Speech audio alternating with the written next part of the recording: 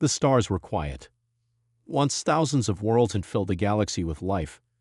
Great cities floated in the clouds. Machines sang in deep space. Aliens of all shapes and colors traded goods, shared stories, and built empires. Now most of those voices were gone. The Varnock had taken everything. They were tall, cold-blooded creatures with black armor and silver eyes. Their ships looked like knives flying through space. Their weapons could cut a moon in half. They did not care about peace. They only believed in power. For 50 years, the Varnock had moved from one planet to another, crushing everything in their path. No army could stop them. No shield could hold. One by one, the strongest alien races fell. The galaxy had no more heroes left. Only one planet remained. Earth. The Varnock War Council watched Earth from orbit. They studied every move. Human technology was not as advanced. Their ships were slower. Their weapons were older. And yet, the Varnock waited. Why? Because humans were not acting normal. Other species had begged for mercy. Some had offered gold, slaves, or weapons to avoid death. But humans did none of that. They sent no messages, no warnings. They just stayed quiet. Too quiet. So the Varnock sent one of their top scouts down to the planet. His name was Krell. He had seen 42 worlds fall. He thought Earth would be the same. He landed near what humans called a training base in a desert full of heat and dust.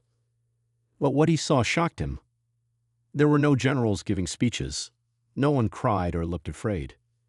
He saw young people, barely more than children, lifting weights, learning to fight, and laughing as they trained. He saw old women fixing engines. He saw artists painting war posters on broken walls. He even saw a man teaching kids how to build small robots that could climb walls and explode. Krell watched closely. He spoke into his comm device. "They are not afraid," he said. "They are preparing." He walked deeper into the base.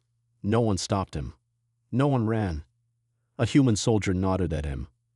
"You came to take a message back, didn't you?" she asked calmly. Krell stared.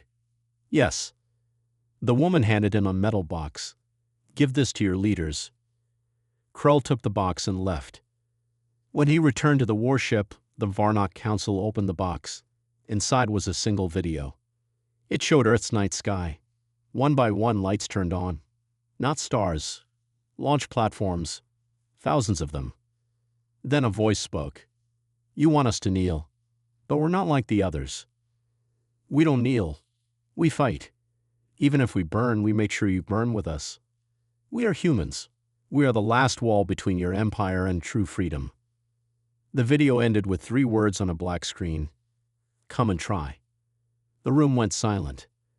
Even the Varnock leaders, so proud and fearless, looked at each other with concern. "Launch a warning strike," one said. "No," said another. "Wait, watch. Let's see what these humans really are." But humans didn't wait. That night, small human ships left Earth's orbit. They weren't big. They didn't look dangerous. But they didn't hide either. They flew straight toward the nearest Varnock supply base. In the shadows of space, something was changing. For the first time in 50 years, the Varnock were not hunting. They were being hunted. The galaxy watched from a distance. Many believed Earth would fall just like the others. Some prayed for them, some laughed. But deep down, something felt different. The humans were not afraid of death. And that made them dangerous. Very dangerous. As the human fleet disappeared into the stars, one message spread across hidden networks and dark space radios. They are small, but they are not weak. They are humans, and they refuse to kneel. The message from Earth had spread across the stars. "We do not kneel. We fight." The Varnock Empire didn't understand. No one had ever spoken to them like that. And now small human ships had already destroyed one of their supply stations. How? Those ships were small, old, weak. But they had been fast, smart, deadly. The Varnock War Council met again. Huge screens showed the burning wreckage of their base. their faces cold and reptilian, twisted in confusion. "This shouldn't be possible," one Varnock general growled. Another hissed. "We underestimated them. Shall we crush Earth now?" "No," the Emperor said. "We watch, we learn, before we destroy." Back on Earth, in a hidden base beneath the Arctic ice, the humans met too. It was not a normal meeting. This was Earth's War Council, made of people from every country, every background, every skill. There were old generals in worn uniforms, young scientists with glowing eyes and metal hands. Hackers who had once stolen data from space empires now worked for Earth. Farmers, engineers, even artists and storytellers. Because this war wasn't just about weapons. It was about belief. At the center of the icy room, a tall woman stepped forward. General Aya Kim. She had lost her brother during the Varnock's first attack on Mars. Her voice was cold, sharp like steel. She pointed to a map floating in the air. "This is not a war we can win by power," she said. "They are too big, too fast, too many. We hit them where it hurts. Supply, communication, trust." Another voice spoke. A small man with dark eyes, Commander Reyes. "We don't defend Earth," he said. "We make them defend themselves." Gasps filled the room. "Attack the Varnock," someone whispered. "That's suicide." But General Kim only nodded. "Yes, and that's why they'll never expect it." Outside the room, the air was cold. Snow blew across the frozen land. Inside, fire burned in every heart. They had nothing left to lose, and that made them powerful. 3 days later, a dozen human ships rose from the planet. Not huge warships, but fast, light craft made for speed and stealth. Each one was led by a different kind of warrior. A pilot with nothing left but revenge. A scientist with a plan no Varnock AI could understand. A rebel who once lived as a slave under the Varnock. Their mission was simple: break the Varnock's control, start the fire. Meanwhile, across the galaxy, other species watched in silence.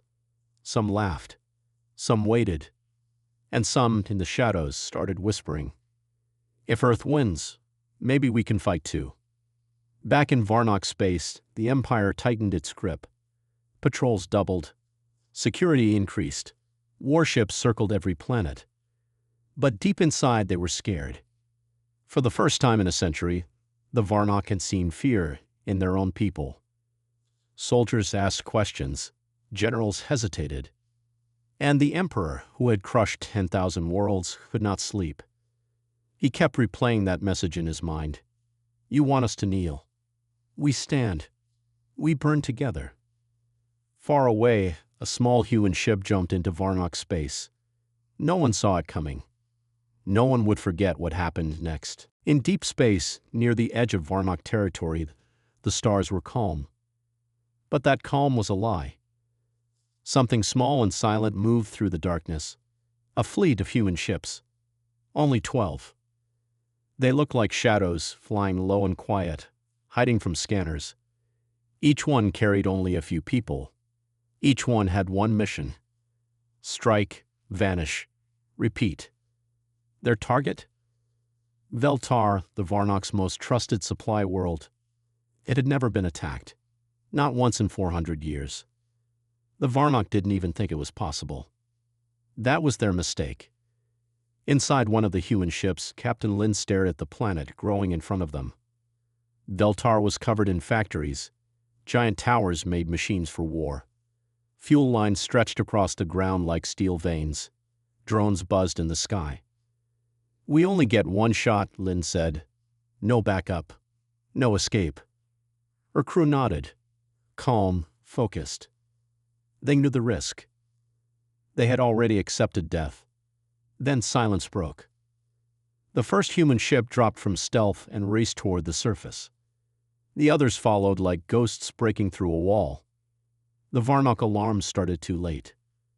The humans had already hit the factories. 1, 2, 3. Explosions ripped through the planet. Flames rose into the dark sky. The humans used something new, tiny, fast drones called ash bugs. Each one carried a small bomb. They crawled into engines, fuel tanks, and AI systems. And when they exploded, they didn't just destroy, they corrupted. The machines turned against each other. Varnock defense towers started firing at their own ships. Drones crashed into factories by mistake. Systems failed one by one. A Varnock commander screamed into his comms, "Who are they? What kind of tech is this?" But there was no answer. Just more fire. And above the chaos, a signal appeared on every screen. A human symbol. And 5 words. "You are not untouchable anymore." Captain Lin watched the flames from her ship. She didn't smile. "There's more to come," she whispered. The human ships turned and disappeared into the stars, vanishing before Varnock reinforcements arrived. The whole attack lasted 9 minutes. But it felt like forever. And it changed everything. Back on the Varnock homeworld, the Emperor sat in silence. For the first time he looked unsure. He replayed the message again and again. "You are not untouchable anymore." His advisors argued. "Strike back harder. Destroy Earth now. Use the sun crackers." But one advisor, an old one with one blind eye, said something else. "Maybe we should talk." The room went cold. Far from the Varnock, in a dark corner of the galaxy, other species began to rise. They had been slaves, forgotten, broken. Now they had hope. "If humans can strike the Varnock," one said, "maybe we can too." And across space, rebellion started, small, fast, dangerous. All inspired by Earth. At the ruins of Veltar, a Varnock soldier walked through the burning metal. He found something strange, painted on a wall with black ink. The human drawing. A matchstick and a flame. Below it, 4 words. This was just a whisper. Smoke still rose from Veltar. The Varnock Empire had never been hit like that before. One attack, 12 ships, a planet burning. The humans had done the unthinkable. Now, the Varnock wanted revenge. 3 days later, they found it. Vega 7, a small human colony in deep space. Peaceful. Quiet. No weapons. Just farmers, teachers, and families. The Varnock sent no warning. No messages. They arrived with 20 warships. In less than 10 minutes, they destroyed the colony. All of it. More than 2 million people. Gone. The news hit Earth like a punch to the chest. All channels went black. Then a single message played. A Varnock leader appeared on the screen. Cold. Calm. "This is your punishment," he said. "Next time it will be your home planet." He ended with one final word. "Kneel." At Earth's Arctic War Base, silence filled the command room. General HFY Kim stood before the council. Her hands shook slightly. "They think we will break," she said. "They think this pain will stop us." She looked up. "They're wrong." In a dark room below the base, a young woman sat alone. Her name was Lyra. She was a human spy, only 23. Half her body had been rebuilt with cyber implants. She had once lived as a servant in a Varnock city. No one noticed her. No one feared her. That's why she was perfect for the mission. She had memorized secret Varnock codes, blueprints, passwords. She was Earth's hidden key. And she was already behind enemy lines. Lyra sat in a supply ship, dressed in stolen armor, flying toward a major Varnock network hub. She had one job. Send back everything. Fleet locations. Defensive weaknesses. AI command paths. If she failed, Earth would be blind. If she was caught, she would be erased. Forever. As her ship entered Varnock space, her heartbeat slowed. Her mind focused. She whispered to herself, "I'm not afraid to die." Then she smiled slightly. "I'm afraid to let them win." Back on Earth, small groups of humans launched new strikes. Not with giant battleships, but with speed, skill, and anger. They attacked supply lines, jammed Varnock signals, set up traps on asteroid routes. Every attack was a message. We're still here. In the Varnock capital, the Empire cracked. Soldiers asked too many questions. Lower officers refused to follow kill orders. One elite pilot even defected and brought a ship with her. Something was happening. Something big. And the humans knew it. 3 days later, a message arrived at Earth's command center. It was from Lyra. Her face was bruised. Her voice was weak. But she smiled. "I got it," she whispered. Then the screen went black. She had triggered a virus before being captured. A powerful one. It spread across the Varnock network, exposing secret codes, shield frequencies, and deep system flaws. It also did one more thing. It played Earth's message, "We do not kneel," across every Varnock screen in the galaxy. The price of defiance had been high. Millions dead. A brave spy lost. But something had changed. The Varnock were no longer gods. They bled. They feared. And for the first time, they'd started losing. The Varnock Empire was shaken. Their secrets were exposed. Their defenses cracked. For the first time in centuries, the galaxy saw cracks in their armor. And humanity was ready to strike where it hurt most. Deep inside Varnock space, hidden behind a shield of fire and metal, lay the core. The heart of the Empire. The place where the Emperor ruled, where the most powerful weapons were built, and where the galaxy's fate would soon be decided. General I.F. Kim stood before her fleet. This was no ordinary mission. This was a gamble. A small team of humans, less than 100, would sneak past millions of enemy ships. They would land on the core. They would strike the Emperor's own command center. And they would destroy the weapon that could end the galaxy. "You know the risks," Aya said, looking at her team. "You may not come back." No one spoke, because they already knew. They were ready. The team boarded their ships. Silence filled the hangar. The engines hummed. Then, with a sudden burst, they jumped into Varnock space. For days, they flew, dodging patrols and traps. Each second felt like a lifetime. Every shadow could be death. But they moved forward. Together. Inside the core, the Emperor watched. He had heard of the humans' courage. He respected it. But he was not afraid. His weapon, the Sunbreaker, was ready. A machine that could burn entire planets. He smiled coldly. "Let them come," he whispered. "They will kneel." The humans reached the core's outer defenses. Explosions lit the dark sky. Fierce battles erupted. The humans fought with everything they had, guns, knives, and their will. Inside the command center, Aya and her team moved fast. They hacked systems, dodged guards, and planted explosives. Every second brought them closer to the Sunbreaker.